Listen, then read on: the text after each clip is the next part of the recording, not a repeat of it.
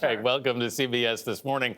We begin with President Biden's visit to Brussels today to meet with our NATO allies. He says the U.S. is back in the business of leading the world. The president spent the last few days in Cornwall, England at the G7 summit, securing international cooperation on COVID and China, among other issues.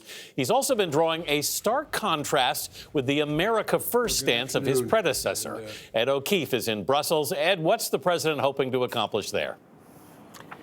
Well, good morning, Anthony, from Brussels. The president's hoping to build on what he called a series of productive meetings at the G7 over the weekend in England as he tries to restore relationships with NATO allies after 4 years of a frayed relationship with the last administration. Mr. Biden's no stranger to these world gatherings, but for the first time, he's getting top billing at a series of high-stakes meetings and summits here in Europe. America is back at the table.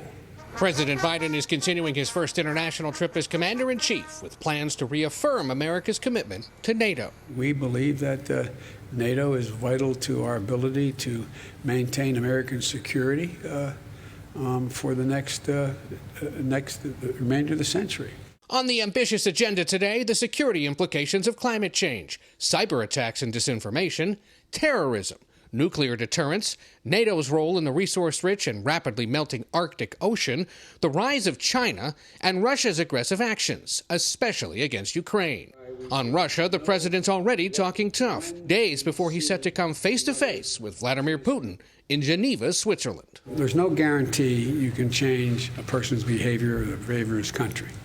Autocrats have enormous power. They don't have to answer to a public. Mr. Biden agrees with Putin, who says the U.S.-Russia relationship is at its lowest point in years. I think he's right. It's a low point, and it depends on how he responds to acting consistent with international norms, which in many cases he has not.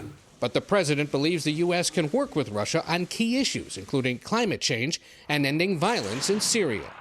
They have also bitten off some real problems they're going to have trouble chewing on. On Sunday, before leaving the UK, President Biden became the 13th American head of state to meet with Queen Elizabeth II. Reminded me of my mother in terms of the look of her and just the generosity. The courtesy call capped 3 days of meetings with G7 leaders that included approving new plans to counter the rise of China and overhaul international tax laws. But leaders didn't set a firm date on ending the use of coal, one of the biggest contributors to global warming. And progress on those issues can't be fully achieved anyway until the world gets control of the pandemic.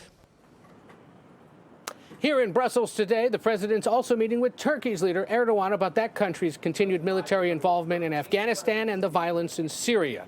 Tony, that is certainly another high-stakes meeting to keep an eye on today. It is indeed. Ed O'Keefe for us in Brussels. Ed, thank you very much.